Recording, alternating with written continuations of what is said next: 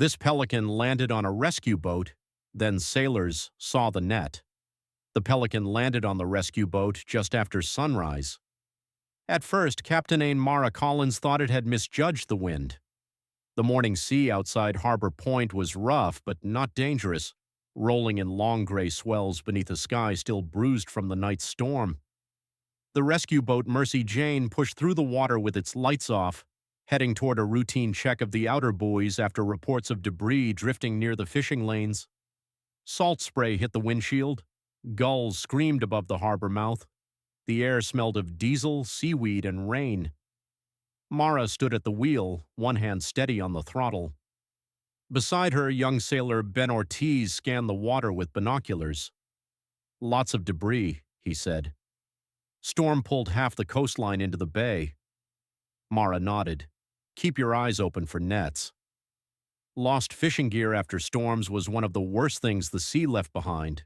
Ropes, plastic lines, hooks, broken traps, torn nets, all of it drifted silently beneath the surface, waiting for propellers, seals, turtles, birds, and anything else unlucky enough to cross it. Ben lowered the binoculars. "Captain." "What?" He pointed. A brown pelican was flying low over the water. It did not glide like the others. Its wings beat unevenly. Its long bill hung slightly open. It flew straight toward the boat, dropped suddenly, and crashed onto the forward deck with a heavy thud. "Whoa!" Ben shouted. The Pelican slid across the wet deck, flapped once, and lay still for a second. Then it lifted its head. Mara cut the throttle. "Don't touch it," she ordered. "Something's wrong." The bird was huge up close, with wet brown feathers, a pale head, and a long gray bill. One wing dragged awkwardly. A thin green fishing line was wrapped around its left leg, cutting into the skin. Another strand trailed from its body and disappeared over the side of the boat into the water. Ben's face changed. "It's tangled."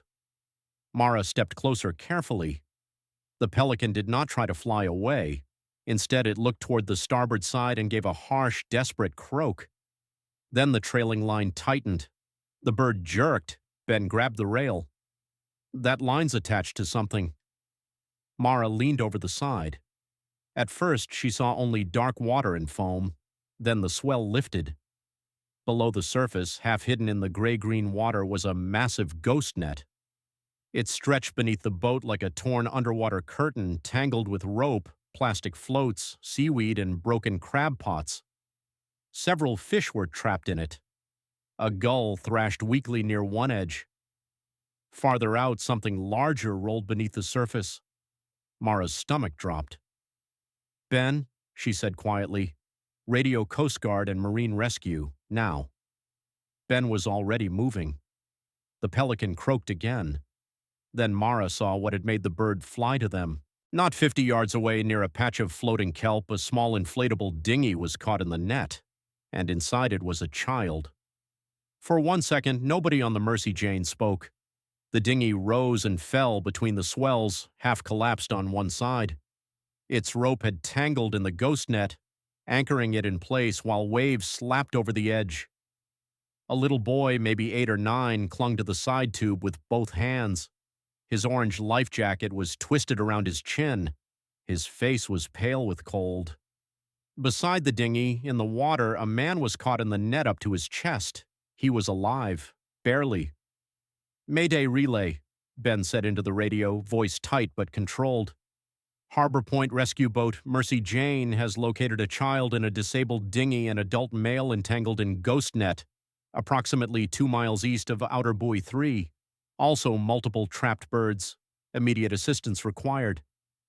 Mara grabbed the rescue hook. "Hold position," she said. "No propeller. We drift in from the side." The boy saw them then. His mouth opened. "Help!" The Pelican on the deck tried to stand, failed, and croaked toward the dinghy. The boy looked at the bird. "Captain," Ben whispered, "the Pelican led us to them." Mara did not answer. There would be time later to wonder what the bird understood. Right now, the net was tightening. Mara and Ben worked fast. They used boat hooks to keep the Mercy Jane from drifting directly over the ghost net. Another sailor, Elise Ward, came from the cabin with cutters, gloves, and emergency blankets. She stopped when she saw the Pelican. "Is that bird attached to the net?" "Yes," Mara said. "Cut only what you can see. Don't pull." Elise knelt carefully beside the bird. The Pelican watched her with wild, exhausted eyes. "I know," she murmured. "You did your part. Let us do ours." The first priority was the child. Mara threw a floating line toward the dinghy. "Grab it!" she shouted. The boy reached, missed, then tried again. His fingers closed around the rope. "Good," Mara called. "Hold on, what's your name?" "Elliot." "Elliot, listen to me. We're going to pull you slowly. Don't stand up. Stay low." "My dad!" Elliot screamed. "My dad's stuck!" "We see him." The man in the water lifted his head weakly. "Take him first," he rasped. Mara's jaw tightened. Parents always said that, and sometimes they were right. "Ben, secure the dinghy." "Elise, keep cutting the Pelican loose. I'm going for the father." Mara clipped herself to a safety line and leaned over the side with a hooked cutter. The adult man was tangled in the ghost net near his life jacket straps in one arm. Every wave pulled the net tighter. If it dragged him under, they might not get him back. "What's your name?" Mara shouted. "David." "David, don't fight the net. Float. Let your jacket hold you." "My son. Your son is holding our line. Stay with me." She cut the first strand, then another. The net shifted. David cried out as pressure released from one side and tightened on the other. The Pelican suddenly flapped on deck, thrashing. Elise shouted, "The bird's line is connected to the same section." "Cut it," Mara called. "I'm trying." The ghost net moved like a living thing, pulled by current, waves, and trapped bodies. One wrong cut could free someone. Another could tighten the entire mass. Ben pulled the dinghy closer, inch by inch. Elliot sobbed but held on. The gull trapped near the kelp flapped weakly, then went still from exhaustion. Mara cut the line around David's arm. His shoulder came free. "Now," she shouted. "Pull!" Ben and Mara hauled together. David slipped partly free, then caught again at the waist. His face went under for half a second. Elliot screamed. Mara plunged one arm into the cold water, found the tangled rope, and cut blindly. The net released. David surfaced, coughing violently. They dragged him against the side of the rescue boat and lifted him aboard with Ben's help. He collapsed on the deck, shaking uncontrollably, still trying to turn toward his son. "Elliot," he coughed. "I'm here," the boy cried. Ben pulled the dinghy alongside, and Mara lifted Elliot from it just as a wave folded the damaged raft sideways. The child clung to her with frozen hands. "My dad," he sobbed. "He's here," Mara said. "He's here." Only then did the Pelican make another sound. Soft, weak, almost like a sigh. Elise had freed its leg. The green line came away stained and tight from where it had cut into the skin. The bird tried to fold its injured wing but could not. It had likely been trapped in the same ghost net and escaped just enough to fly. Not far, not safely, but far enough to land on the rescue boat. Far enough to bring them to the net.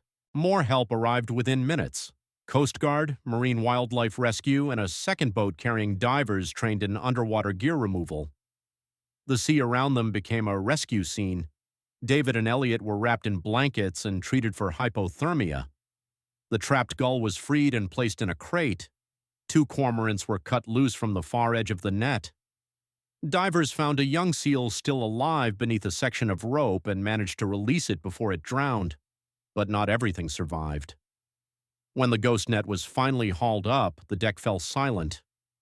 Inside the twisted green mesh were dead fish, broken shells, plastic bottles, a drowned seabird, and the body of a sea turtle too tangled to have ever escaped.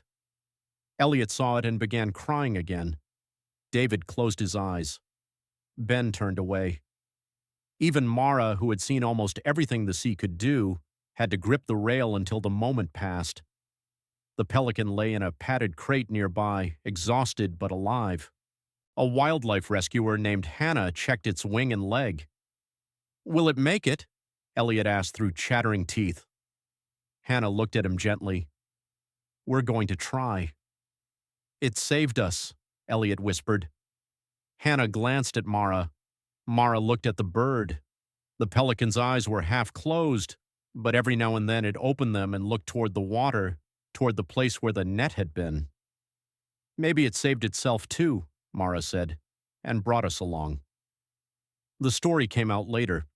David and Elliot had taken the dinghy out early from a nearby rental cottage, planning to fish close to shore. The storm debris had shifted overnight, and the ghost net was floating just beneath the surface. Their dinghy's small outboard tangled in the net and stalled. David jumped in, thinking he could free the propeller. Instead, the current pulled the net around him. Elliot tried to call for help, but the radio had gotten wet, and their phones were useless inside a soaked bag. They had been trapped for nearly an hour. Then the Pelican struck the side of the dinghy, tangled in the same net. It fought, tore loose, rose into the air with fishing lines still dragging from its body, and flew toward the nearest moving boat, the Mercy Jane. No one could say the Pelican understood what it was doing, but no one could deny what happened next. It landed on a rescue boat, and the sailors saw the net. Harbor Point changed after that day. The ghost net became evidence, then a symbol. Photos of it spread through the town. The enormous green mass stretched across the dock, the trapped lines, the dead turtle, the rescued birds, the wounded pelican. Fishermen came to see it. Some stood quietly, some shook their heads. Some said storms did this, not people. Others said storms only revealed what people had already left behind. Mara spoke at the harbor meeting a week later. She was not dramatic. She did not need to be. She held up a piece of the net. This kept fishing after someone stopped using it, she said. It caught birds, fish, a seal, a turtle, a father, and a child. We were lucky a pelican landed on our boat. I don't want luck to be our safety plan. After that, the town started a ghost gear reporting program. Damaged nets could be turned in without fines if reported honestly. Fishing crews were paid small recovery fees for hauling abandoned gear. Rental boats were required to carry waterproof radios and safety instructions. Schools began teaching children not only about ocean life, but about the invisible dangers people leave in the water. The Pelican survived. For weeks, Elliot called the Wildlife Center every day for updates. The bird had a deep cut on its leg and bruising in one wing, but no broken bones. Hannah and her team treated it, fed it, and waited. The Pelican was stubborn, ill-tempered, and deeply uninterested in gratitude. That made everyone love it more. Elliot named it Captain. Hannah said wild pelicans did not need names. Elliot said this one did. When Captain was finally released, David and Elliot stood on the beach beside Mara, Ben, Elise, Hannah, and half the rescue crew. The Pelican stepped from the crate awkwardly, paused, and looked at the water. For a moment it did not move. Then it opened its wings. The injured wing held. The Pelican ran across the sand, lifted clumsily into the air, caught the wind, and rose above the waves. Elliot shouted, "Go, Captain!"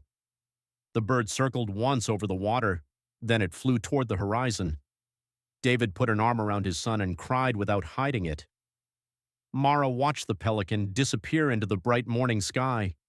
She thought about the weight of the bird hitting her deck, the green line trailing over the side, the boy's voice across the water, the net below the surface.